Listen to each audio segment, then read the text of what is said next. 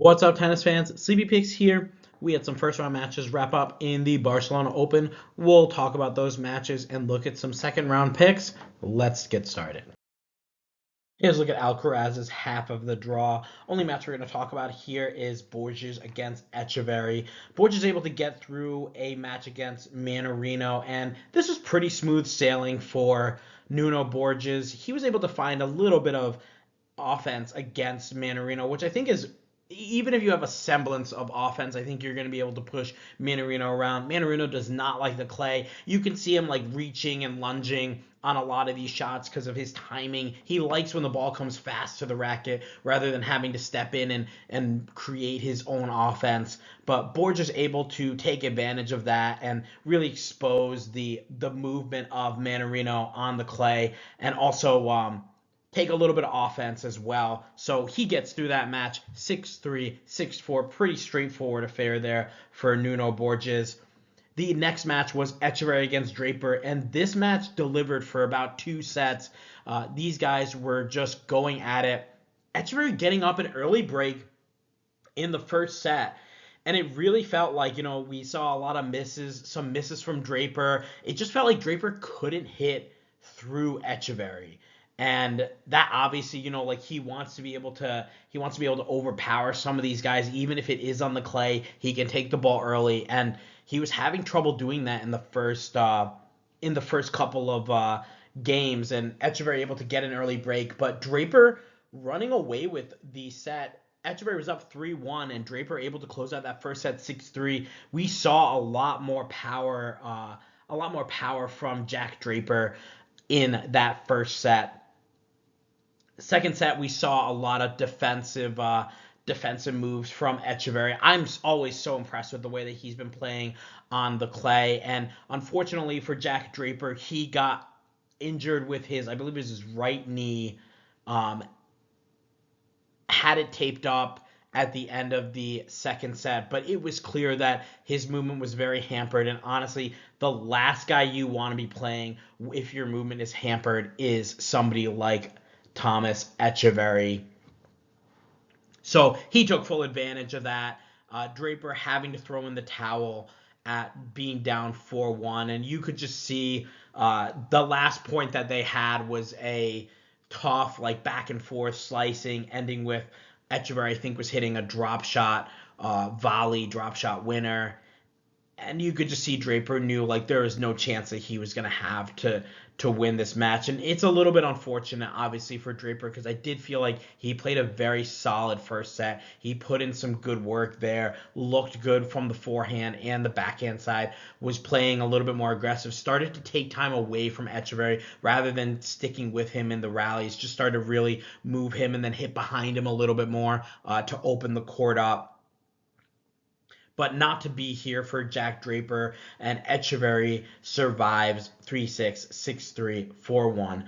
Looking at this head-to-head here for Nuno Borges and Thomas Martin Etcheverry, it's 1-0 for Borges. They played earlier this year in Auckland on the outdoor hard courts in Australia, and Borges was able to win 7-5, 3-6, 7-6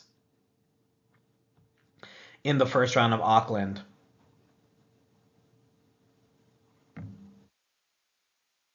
Borges is 1-2 right now on the clay. He just beating Mannarino was his first win on the clay. He had previously lost to Rublev in 3 sets and Jumer in straight sets in Bucharest. Etcheverry is 13-3 on the clay. Obviously, we've talked about this guy able to go 3 sets with Carlos Alcaraz, pushing Alcaraz to the limit in that third set. Alcaraz surviving 6-3 in the third, but having to give it his all and really raise his game against Etcheverry, who honestly just needed Etcheverry losing the first set 6-1, and he really just needed a little bit of confidence to kind of believe that he could hang with a guy like Alcaraz. Alcaraz was dominating him with the forehand, roping shots, and then backing it up with that drop shot. How many times did he catch Etcheverry off guard, who likes to stand a little bit farther back?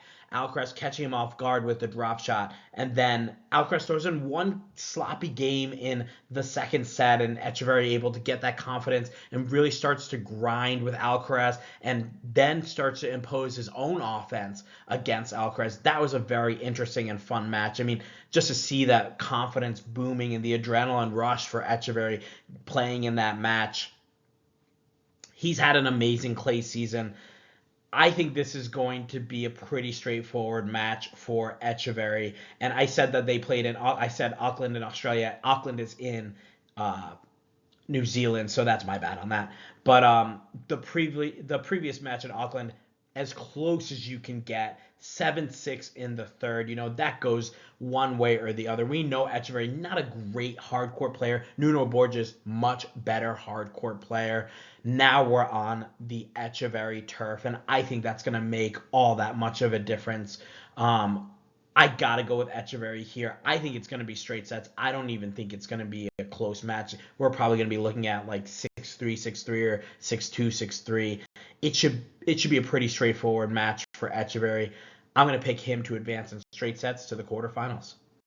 Here's a look at Alcaraz's half of the draw, and as always, guys, we do have those breakdowns for all those other matches in our draw reaction and first round picks videos. So if you want a little bit more of an in-depth breakdown, you can go in there. All the matches are chapter out, so you can go in there and just check those out. But I'll give you guys the cliff notes here if you're just looking for those picks. Alcaraz and Virtanen, don't think that's going to be much of a match. Alcaraz, obviously, going to be extremely pissed off. He's now back on home soil. He's going to be looking to run through this draw here, get to the finals, and get that taste of the Monte Carlo final out of his mouth. So he's gonna want to get a big win here, starting with Virtanen, and I see that being a straight set affair pretty quick for Alcaraz. Machac and Baez, this is going to be a very tough match, a very tricky match for both guys. Baez has looked decent on the clay, but Machac has been unreal on the clay. Tough three-setter against Sinner. Tough match against Hadar, who went on to win Marrakesh. It's taken a lot to get Machac off of his game.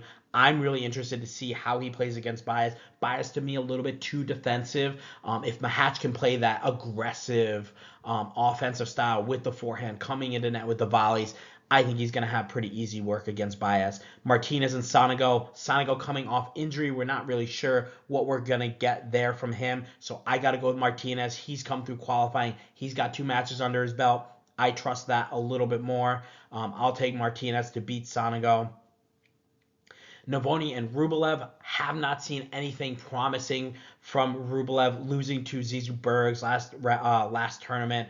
Navone winning Bucharest. He's played a lot of tough, tight matches, and as I said in my full breakdown, if it goes to a third set or if it's at 5-all in the second set, who am I going to trust more to get the win in that situation? I'm going to trust Navone a lot more than I would Rublev. Surprising to say, but that is the truth for me, guys. I just trust Navone a lot, and after what I saw in Bucharest, how could you not?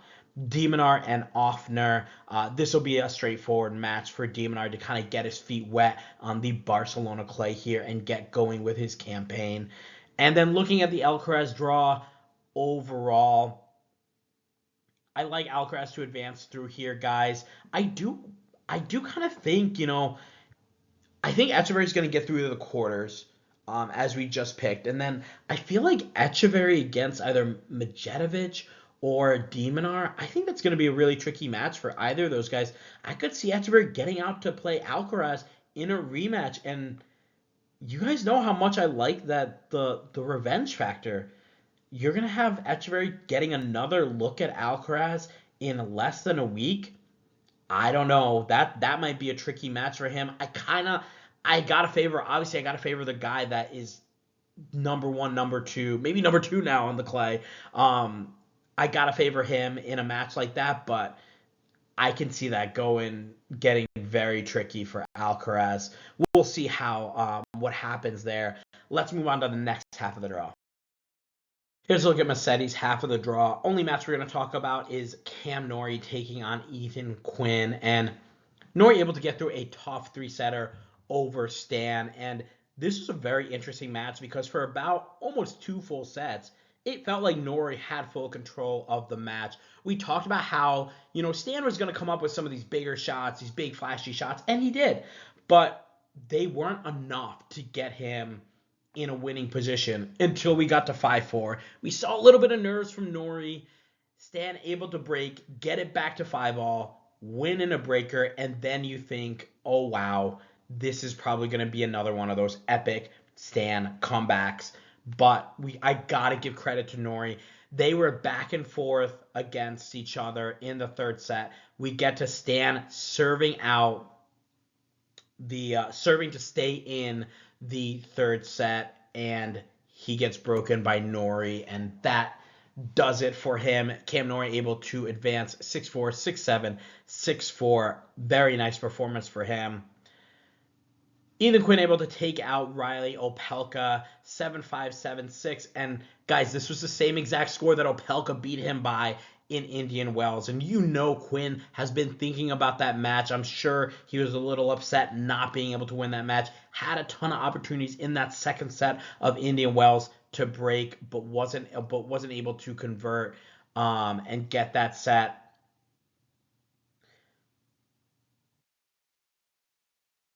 Quinn pushes Opelka pretty well on his serve, kind of challenges a little bit. He had 15-40 in the 6-5 game. Opelka serving to stay in the set. Quinn with 15-40. Opelka plays 2 very tough points. It looks like Opelka's probably going to push this to a breaker. But Quinn able to get one more break point, and we get a double fault from Opelka to give the first set away. That gives Quinn a ton of confidence there. And they're back and forth against each other in the second set, and it gets to a breaker. Ethan Quinn with tons of opportunities. I think he was up 3-0. He was up 5-3. Opelka able to fight back and get it to a set point for himself, where Quinn is able to save that and win the match 9-7. But I got to credit Opelka. He did play tough. We know this isn't his favorite surface. He doesn't like moving out here. The volleys look pretty good, though, from Opelka. He's always a tough out just with that serve. You're never going to get any rhythm from a guy like that. So good on Ethan Quinn to survive that match. Good on Ethan Quinn to get the revenge from Indian Wells, a match that he probably should have won. Now, looking at this head-to-head here for Norrie and Quinn, they have not played each other.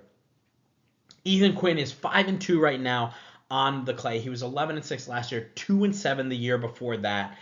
Quinn's coming in from the qualifiers, having beaten Basilashvili in 3 sets and Merida in straight sets. Ethan Quinn beat Merida 6-3, 6-1. This is a home tournament for Merida, who had so much success in Bucharest, not able to follow it up there. And guys, we always talk about these guys that we see a lot in the challenger level, and the one common theme is the reason why they're down on the challenger level is not because they can't compete at the higher levels, it's because they can't do it consistently. If they could do it consistently, they would already be up here. And for Merida, we see him get to the Bucharest final, but now we see him lose 3-1 to Ethan Quinn. So there's ups and downs there, and that's exactly why Merida isn't able to improve his ranking too much there. Cam Norrie is 2-1 on the clay, 14-7 last year, 8-8 the year before. He was also 18-7 in 2023. These 5 wins for Quinn on the clay, I just don't think that sways me enough to pick him here. I'm leaning towards Norrie. I like the way that he plays. I like the way that he looks on the clay. He's had some confident years, 18-7, 16-5 in 2021. So he's had some years where he's really had a lot of success on the clay. Ethan Quinn, 11-6 last year, not too bad from him, but I just haven't seen anything that has really shown me that Ethan Quinn can win a big match like this. You have last week in Monte Carlo, a loss to Komasana in straight sets, and then he gets a lucky loser spot out and is able to play Terrence Atmane. he loses in straight sets there as well. So I'm going to go with Cam Norrie. I think he's going to advance in straight sets. Here's a look at Musetti's half of the draw. As I mentioned before, guys, we do have a breakdown of all these first-round matches in our first-round picks and draw reaction videos. So if you want a full breakdown, go to those videos, click on the matches. You'll get a much more in-depth breakdown than the one that I'm about to give you. I'm going to give you the Cliff Note versions here. Carabelli and Khachanov, haven't seen much of what I like from Khachanov on the clay just yet. If he's able to summon that aggression and offense, he's probably going to be able to get through Carabelli. But right now, Carabelli playing good, solid clay court tennis, so I got to pick him to advance over Khachanov. That's probably going to be a 3-setter. Feast and Atmane, very tricky match here for Arthur Feast. Hasn't played Atmane before, but I'm sure these guys are familiar with each other's games. I think Feast is going to advance in straight sets. He's going to take advantage of Atmane and Atmane's inability to hit a strong backhand. I would expect Feast to expose that. Nakashima and Juan Manuel Cerundolo. Nakashima has had a few matches on the clay in Houston, but we love Cerundolo. He's played a lot better lately. The one difference that I got to give it is I felt like Nakashima lost to Burachaga in 3 sets, and that's a very similar style to what he's going to see from Cerundolo. So I feel like that's going to make a little bit of a difference. He's going to be ready for that style. Expect Nakashima to shorten these points, play a little bit more aggressive, look to take some of the returns aggressively. He's not going to want to grind out a lot of points here with Cerundolo. If Nakashima is able to have some of those shorter points and be a little bit more offensive, he's going to advance. So I got to pick him there. I want to pick the guy that I think is going to be able to take the racket out of the other guy's hands if possible. So I'm going Nakashima to advance. I'm going to say 3 sets on that one. Musetti and Landaluce, we got the Miami quarterfinalists taking on Lorenzo Musetti. Musetti almost in a must-win situation here. He's got to jumpstart his season again. Had a great showing in Australia, but hasn't done anything since. Landaluce able to make it out to the semifinals of the Miami Open, playing extremely good tennis. He doesn't really like the clay as much, so we'll be interested to see how he does against Musetti. This is a good match for Musetti to get a little bit of a challenge, but also advance through and maybe get a little bit more confidence to come through this draw. Looking at this half as a whole, I like Hadar to advance to the semis on the left side of the draw. And honestly, guys, I'm going to go with Arthur Feast to advance to the semis there. I think Feast will be able to get out to the finals where he'll face Carlos Alcaraz. Let me know what you guys think. Post your picks in the comments. Here's a look at our first round records. 6-1 today, guys. Really happy with that. That's a good record for us to start the tournament off. We're getting a feel for the clay season here. Wanted to give a shout out to a first-time commenter, Pizza Cat. Pizza Cat dropping 3 gems with Rinderknecht moneyline, Hadar moneyline, and Bodek van de Zandschulp moneyline. Pizza Cat, hopefully you put those all in a parlay to get some good money. Let's see how we do in the next round. As always, guys, thanks again for watching. Make sure you like and subscribe. Share your picks in the comments. Share the video. We'll try to have a video out every single day to go over the matches at the Barcelona Open. We also have videos out on the Munich Open, which is going on right now as well. So make sure you watch those to keep up on everything tennis. Thanks again, and I'll see you guys in the next video.